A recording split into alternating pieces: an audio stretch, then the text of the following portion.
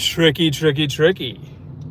I mean, I knew there was fake news, but fake news influencing the stock market.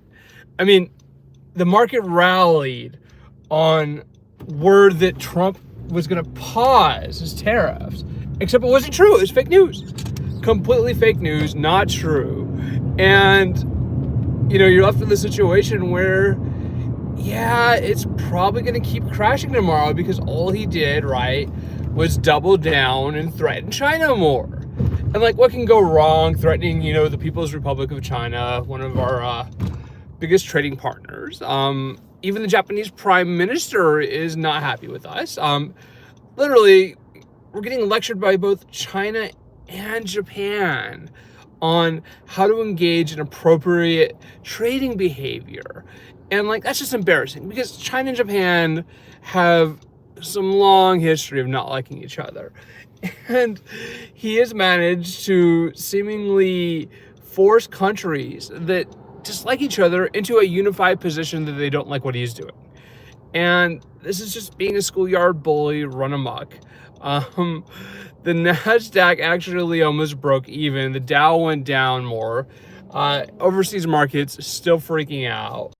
And we'll see how long this goes on, because you can create a little bit of confusion, right? And you can kind of dusty things up. You kept it from going, totally down, but without actually repealing these tariffs that he's imposed, it's hard to see how he just rebounds from driving a stake into the heart of the American economy. And like it or not, we don't have the domestic production that he's dreaming of. It would take years to build that type of supply chain. And then you'd have to get Americans to want to buy American. And there's a lot of signs, right, that most Americans, in fact, many Americans, enjoy imports. We import all kinds of things, from food to vehicles, clothing, electronics. Americans are absolutely used to importing things. And so what happens, right, when you jack up the price on imports and the market freaks out? Well, just info the market. And I love how the media can't even get to what the source is of this supposed rumor, right, that he was going to pause these tariffs. And it gets reported out, misinformation, it saved the marketplace, for at least a day. But the overall trend here is so bad that you'd have to be dreaming to think that just turning this around would drive the market, rapidly back up. I mean, it's kind of like once you crash the car and it's dinged up, getting all that body work done so easily is not that quick of a fix. And so people are calling it Orange Monday. Maybe a little bit overstated considering the fact that the disinfo got in there and seemingly caused the market to stabilize.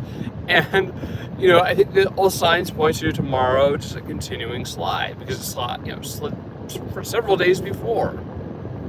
So, Trump, what are you doing? What are you doing? And to the fans, to the people who have been cheering this on, I'm sorry, it's not going to work like that.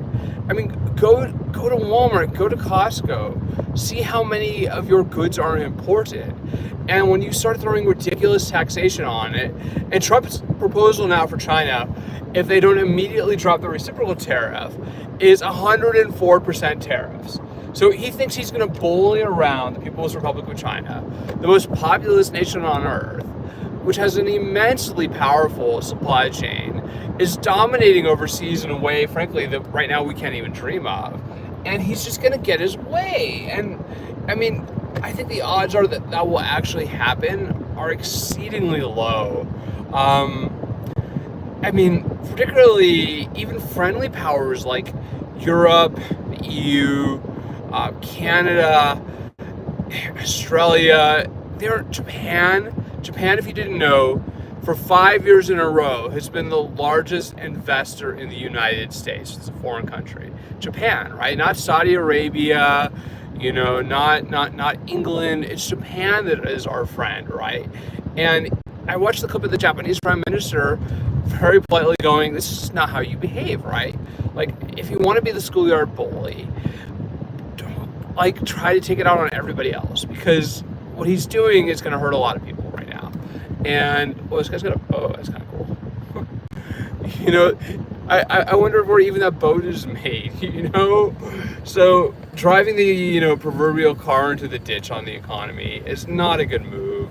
The fact that the markets today got essentially disinfoed on a rumor, right, that Trump was going to pause his tariffs, and he's at the same time demanding, right, that the Federal Reserve, right, the Fed, the Fed Bank, is going to just drop interest rates for him and make money really, really cheap in a high-risk environment. The head of the Fed, Jerome Powell, is refusing to do that, and Trump doesn't have any authority over him. He can't replace him. He can't bully him like he's bullying everybody else, and it's not good. It's not good. And I mean, I'd absolutely love it if people want to chime in with what their own economic impacts are so far from this. But this isn't intentionally creating chaos. In the sense that it's a political strategy. It's not so much an economic strategy, because there's no consideration of the economy before he does his things. But it's politics. He's playing politics. He's playing on an anti-foreign sentiment. And honestly, it's going to hurt. It's going to hurt a lot of people. I mean, even if he did drop it, there's not a lot of signs that, all of these foreign countries, right, that have been, are reliable trading partners are just going to go, oh, it's all good. It's cool, right? Like, you just went to trade war with us, and we're just going to, back off because you're the United States of America and you're such a big kid. We're going to want to be friends with you, even though you bully the shit out of us. It's not going to happen. They're not going to want to deal with us. And actually, one interesting thing I read today was that I believe the Prime Minister of the United Kingdom, Keir Starmer, was on the phone with Singapore, because Singapore, if you don't know, is very, very wealthy. It's a very small, tiny part of Asia, but Singapore is exceedingly wealthy, and they have a lot of influence in the markets there. And so the UK and Singapore were saying, well, basically, if the United States doesn't want to trade with us, we'll just trade with each other more. Not a problem, right? The rest of the world wants the market to be liberalized. They don't want a restricted market. That was the whole point of the World Trade Organization, the WTO, right, was to stop this type of trade war from happening. Because historically, when this has happened, it's been terrible for the economy. It has led to immense suffering. If you don't know your history, for example, the Great Depression, right, was followed by a lot of tariffs. And it was in response to, frankly, a run on the banks, right, to get your money out. And it only exacerbated it. It only made it worse. So whatever the weaknesses were of the American economy before this, going to trade war, imposing draconian, radical tariffs on everybody is the most insane thing he could do. It's not even like he's just picking a fight with China, right? Americans for a long time have been very upset about the idea of, trade with China, that we have a trading deficit.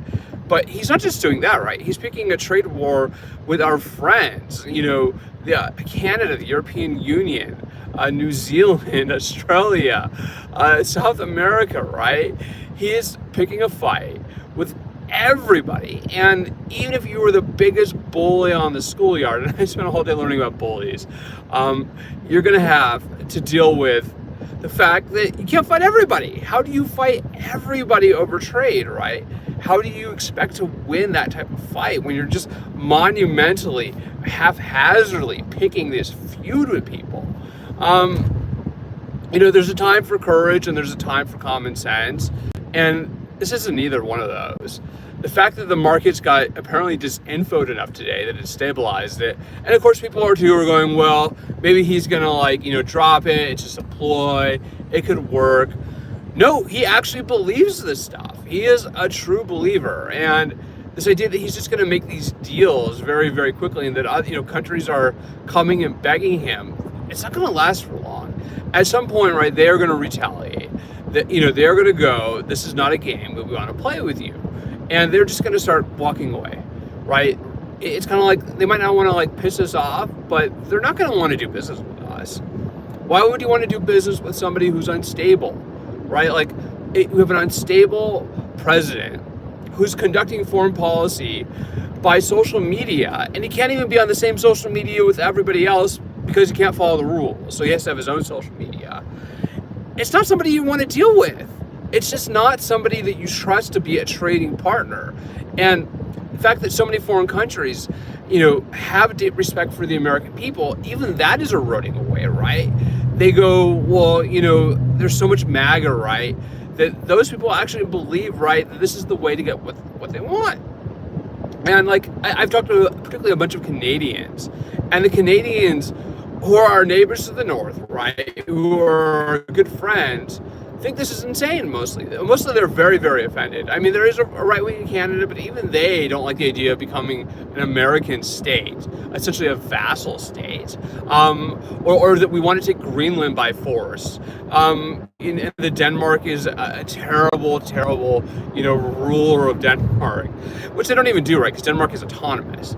So this sort of colonial mindset, this kind of incantation of the darkest forces of American history, isolationism, and not in a good way, in a negative way, in a narrow-minded way. It's a rejection of the international order. And it should be no surprise, right? He's been after NATO for years. He thinks, right, that the way to get the Europeans to spend more money on defense is to undermine the entire security strategy of the United States, particularly in Eastern Europe. And that hasn't worked. He hasn't brought peace to Ukraine. He's trying to extort Ukraine for a mineral deal. And to the extent that, they are going to placate us, right, to keep the weapons flow going, maybe it'll work. Extortion does work. You can extort people. Sadly, extortion is more common than you think, and it is quite effective. If you can threaten and bully somebody, right, you can threaten to embarrass them, you can extort them. So these are really, really extortion tactics he's trying here. This is not even a dignified attempt at train war. This is nonsense. The idea that this is a liberation is madness, absolute madness. And of course, there's been critiques, right, of the international order from both left and right, of the WTO, going back to Seattle in 2000, right? The idea, right, that there is an international order of capitalism that is working together is really actually quite important, because that is stability, right? That is stability in the marketplace, not fluctuations going up and down. And nobody can tell you when this is going to stop.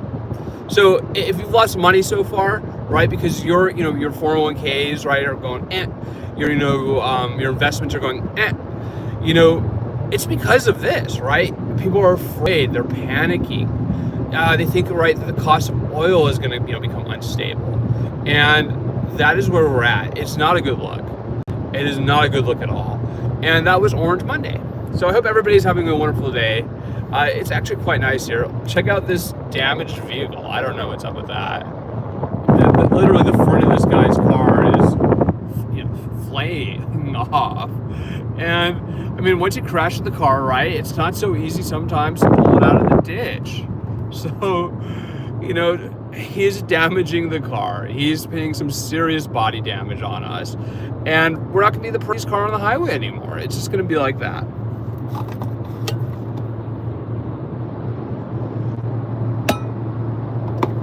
But literally, no economists think this is a good idea. If your issue, right, was this idea, right, that we're being taken advantage of, maybe try dealing with it reasonably. Have a calm, reasoned approach, try diplomacy, try negotiations, not this kind of I don't even want to say it's Batman-like, because it's not even courageous. This is a clown show. It is a clown show that Donald Trump is doing. And to literally stand up there in a chart and go, well, this is Liberation Day, look at all these days, and we're going to try, a strong arm tactic to get our way. I think it's taking a lot of risk. I think it's taking a lot of risk for a very potentially low reward. Could we collect tariff revenue, right? Yes. But the effect will be, overall, a decrease in trading activity, right? The market will become less restricted. It is a regressive approach. And the cost is going to get passed on to you and I, right? You're going to see higher prices, at the stores, particularly in the next weeks and months to come, unless he actually backs down on this. And so far, he's showing zero signs of doing that. Nobody thinks it's a good idea. It is a very cynical, brutish way to go about doing business. And it would be one thing, right, if you at least put everybody kind of on notice instead of rolling this out in a chaos format with a chart in a rose garden that he doesn't, understand, respect, or appreciate. The White House is being turned into a gaudy kind of display of opulence in a way that's frankly not American. It's not American. And America has always been a trading nation. America has always sought out positive relations, right? For the purpose of trade, right? If you don't know your history, right? This country, right? All that cotton that they used to grow in the South, right? It wasn't for domestic consumption. It was for export. The United States was an exporter of cotton. We were an exporter of industrial goods. We were an exporter of resources, right? America used to make things, and like the argument here is that we don't make things anymore. But you can't flip a switch and just start making things, right, that are cheaper to make overseas without having some serious impact. So certainly, for Southern California, one thing that's come up, right, is that this is likely to drive up the cost of construction materials. And this is after we've had a huge, devastating fire.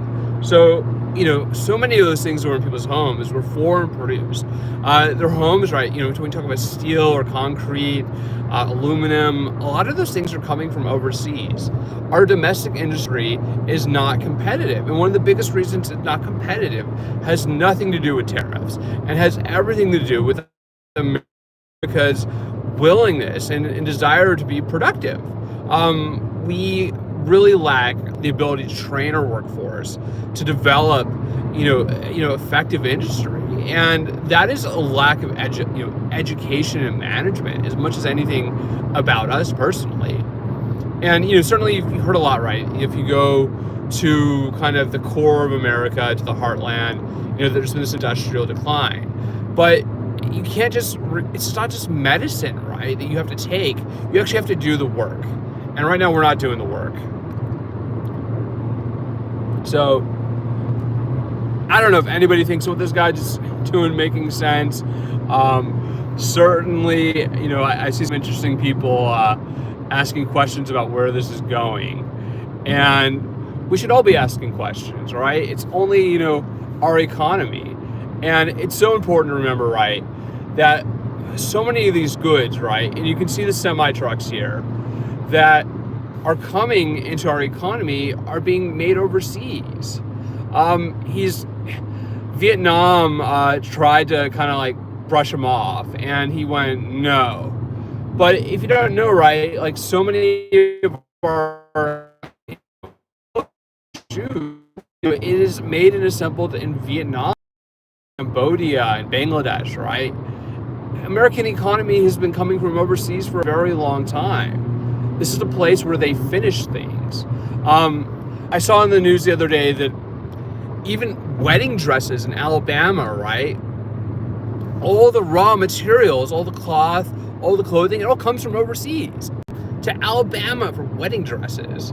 So we're really just shooting ourselves in our foot, hurting small businesses by doing this and increasing the cost for everybody.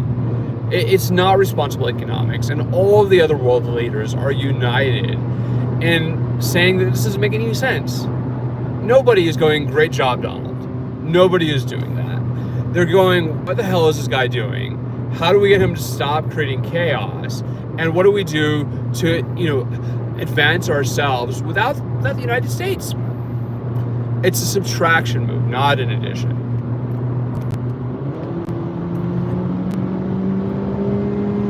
But it's been a nice day, if nothing else. And I can only hope that, I don't like the guy, right? But I don't want to see people going broke and suffering, particularly people who live on fixed incomes, who are reliant upon the market, to manage their savings and manage their income. I don't want to see that. But there's nothing I can do about the guy except to go, this is freaking crazy. Because it is. And I mean, I have to laugh sometimes about some of these, things I see. I'm like, what are you doing? How could you think this is logical? And like, it's just not. And like, whatever you think of some of the social issues, people, find ways to justify, right, the MAGA movement to themselves. The reality is that a trade war of choice was not what most people had on their election bingo. It just wasn't.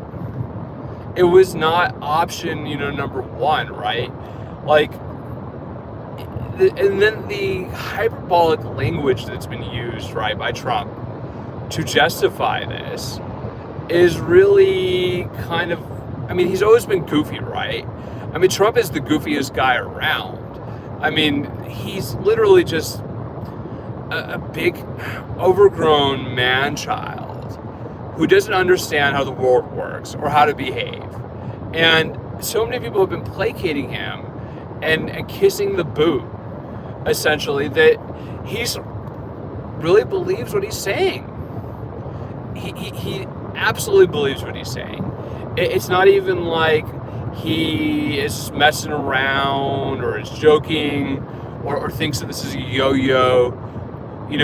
Once you kind of do this type of thing, yes, the market can rebound, but there's very little signs here, right, that this is going to rebound.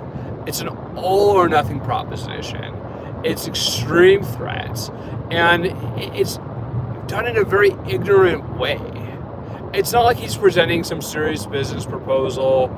He's standing up like a little kid and pouting. And the odds that he's going to get what he wants by pouting are exceptionally low. And I'm twirling a Tesla now. If you want to see the proof, right, that the rest of the world is not interested in this type of relationship with us, the sale of Teslas is plummeting. Elon Musk, to haphazardly hack away at the role of federal employment, is sabotaging his own brand. You're going to see less of the Teslas around. People are already opting for other EV manufacturers, and the trade-in value of Teslas is not quite what people think. So he's really doing it to himself. Nobody should feel sorry for Elon Musk. Like, if you do it to yourself, right, people aren't going to go, oh, you're some victim of something. They're just going to go, what an idiot. What an idiot those two are. Absolutely lacking common sense, lacking maturity, not listening to any experts, not listening to his own party, picking fights with people who are even his friends. And he is literally going to cause a terrible impact. And you can actually see on the side here, there's a huge warehouse. And those are incredibly common here, right? Because this is a logistics hub. This is where so many goods, right, come through the ports of Los Angeles and Long Beach to be shipped across all of America. So, it's going to hurt. It's going to hurt in places like this, right? If you have a decreased, volume in trade, you don't need these warehouses. You don't need the trucks, right? If you're a fan of truckers, this is the last thing you want happening. They are dependent, right? Their jobs are dependent on trade. That is their cargo. It just doesn't make any sense for them to be cheering this on. And the longer this goes on, the more backlash you're likely to see. It takes time. It takes time, once you've kind of like slashed away at this, for the worst of this to get felt. But for him to just think he's going to stop this once he started it is very naive. It's very naive. And I think, to the extent today that the markets, stabilize, where you're talking about, the Dow or the NASDAQ, the Dow was still down a couple hundred points. The NASDAQ was, just barely above breaking even after days of sliding. I expect that tomorrow will be more slide. So if you play the stocks, I would play very conservatively. And I mean, I was shocked to see even Caterpillar, right? Caterpillar, right, if you don't know, is one of the largest manufacturers of agricultural equipment. And the reason stuff like Caterpillar goes down is because so much of the American economy, which is producing grains, is for export. It's for export. You're hurting our imports. You're hurting our exports. You're not helping anybody. So, Caterpillar is a great American brand, right? It's not even like we're talking about a new one like Tesla. Caterpillar has been around for a very long time. And even that stock is down. Apple is down, right? Because iPhones are made in China. And so many, right, of course, what's this guy doing? Of the materials, right, that go into your iPhone are almost exclusively mined in China. They have the world's largest reserve of rare earth minerals. We can't compete. We don't have those types of supplies developed.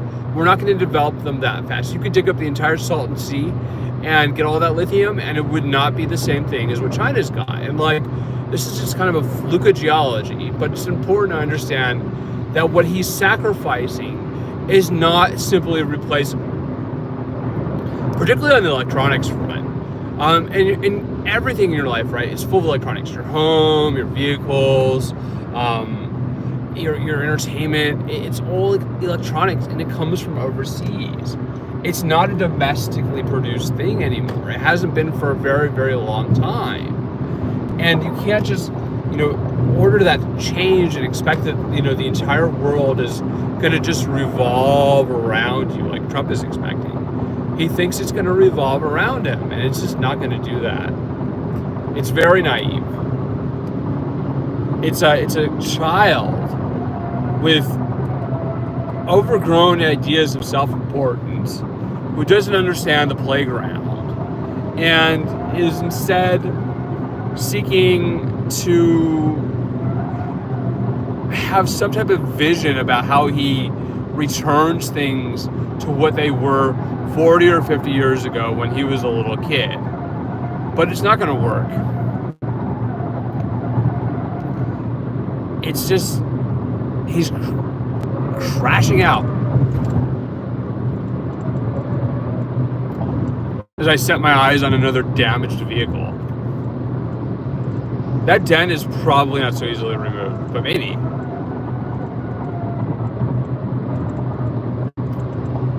So, I don't know if anybody's got any thoughts about this.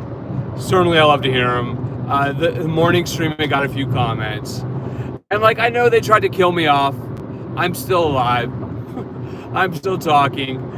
And, like it or not, I'm going to voice my opinion about certain things. Most especially how stupid this trade war is. Because it's going to hurt. It's going to hurt a lot of people who have nothing to do with it. And I think, that sting, right, of this, it's going to take a little bit of time. Most people have been talking about supply chain, think, right, that, some of those goods that say are imported into Trader Joe's, right, they're going to turn over the stock and then the price is going to increase. There's going to be a lag time on this. And unless something dramatic changes, right, in, the several weeks to months that it takes for those price increases to go through to you, the consumer, it's going to continue. It's going to be business as unusual. And I'm used to saying business as usual. This is business as unusual because nobody else would have taken such an approach. Not frankly out of either party. And that is truly the Trump factor. The degree of instability that he has mentally and what he's doing, it doesn't make a lot of sense. It's a haphazard approach. It's erratic, and it's creating chaos. And we're being rebuked by our close allies. And even the Japanese, right, are exceptionally polite about this, but even they are this is not productive. It's not helpful. It's not going to get a positive result. It's simply going to bring a lot of negativity into the system. You're going to see other people potentially starting their own trade wars, forming new alliances without us. And I think that's going to be the biggest thing, right? Exclusion. I think we're going to be excluded, right, from the larger more stable orders that are created. And that's if we don't drive the entire thing into the ground on our own. Because that's what happened the last time you had serious market disruption was, I believe, the Asian financial crisis of 1998, when the markets really, really panicked. That was kind of done right by a surplus of trade, but here we're reducing it. We're eliminating our own trading partners. Make it make sense. It doesn't. It's foolish. And you don't have to be a trade expert to understand that picking fights that you can't win is not likely to succeed. It's just not likely to succeed. The most logical outcome of this is that everybody else just turns their back on us and starts ignoring us, and just goes on like business as usual with other people. It's probably going to help China, to be honest. I think this is a big help for China, and I think they've been looking right for many years to create more impact in foreign markets across the globe, whether it's South America or Africa or the Middle East. Chinese goods, right, just became cheaper than American ones. And you add on top of that too, right? Particularly if we want to talk about trade as an influencer, the cuts to USAID, which is a very small organization compared to the Department of Defense, right? Soft power versus hard power. He's sapping our soft power, and at the same time, right, they're talking about cuts to the hard power too. So I mean, nobody's going to disagree, right? There's some bloat at the Pentagon, but the idea, right, of foreign aid as being something bad is just mistaken. Our aid, by and large, is extremely low cost. It's a stabilizing influence. It builds good relations and minimizes risk. It creates markets for American goods. Foreign aid is something we should be increasing. It has a return on investment, an ROI. It's a completely incoherent foreign policy. Anybody who's telling you otherwise is seriously drinking some MAGA Kool-Aid. And I haven't watched Newsmax or Fox News, but I can't imagine that over there that they are going, this is totally great. I mean, they have to report the news on some level, even if they were cooking it in the first place. But here we are. It's Orange Monday, and life is going to go on. Everything you see on these trucks is going to get more expensive. What are we doing? And that's going to be that. You guys are going to have to deal with it. It's kind of like, see where we're at the end of the week, in a month, in a year. It's not going to liberate you. It's going to enslave you even more to less competition, less innovation, frankly, and a degree of uncertainty that we haven't known in this country in decades, if not close to a century. And that's insane. Absolutely insane. It's maniacal. It's egotistical, and it's unlikely to produce the result that he wants. It's even more reckless than putting all your money into the casino. And I'm not a gambler. I've never been a gambler, but I can recognize when somebody is a bad gambler. And this is called being a bad gambler. He doesn't understand the game he's playing. The house is most likely to win, and the chances that he just comes out on top of this, I mean, it's not going to be so easy. And you don't need to understand, right, that so much of what's on these trucks here on my right side comes from overseas. To understand that this is going to your local Walmart, your Target, to the local mall, right? This is import trade right here. And the people driving these trucks, their margins are about to get clipped. Their fuel costs are going to go up. and their wages are going to stay the same.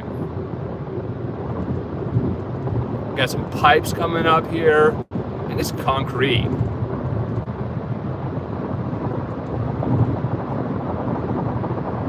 It's just not going to work out like he's hoping. That is PVC pipes, plastics. So what we should be doing right is focusing on developing ourselves more without tearing everybody else down. And that would be real work. I mean, continuing to green the economy, improving our educational system, investing in the health of American workers, doing things right that would make a lot more sense. Evening out taxation some so that the wealthy, the billionaires in this country are paying their fair share, which they are currently not doing. That, taking that type of revenue and investing it into the infrastructure of this country, that is what stimulates an economy. I mean, what ended the Great Recession right was Obama's stimulus. He invested $1 trillion into the American economy. And that got us out of the recession that George W. Bush had caused. So we can't turn back the clock on this already. It's already out. And the faster he comes to his senses, if it's even possible, the better off this will all end. Otherwise, the ending here is going to be very, very ugly. Mitsubishi vehicles are on that truck right. So those vehicles just got more expensive. It doesn't make any sense. Doesn't make any sense at all. But I'm getting closer to the desert, and I just hope everybody is doing well as I head back out here along one of America's biggest and best trading routes. Let's go.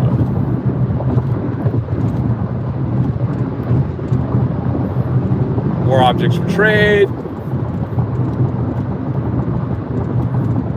There's a Chevy. Got the Chevy Bolt.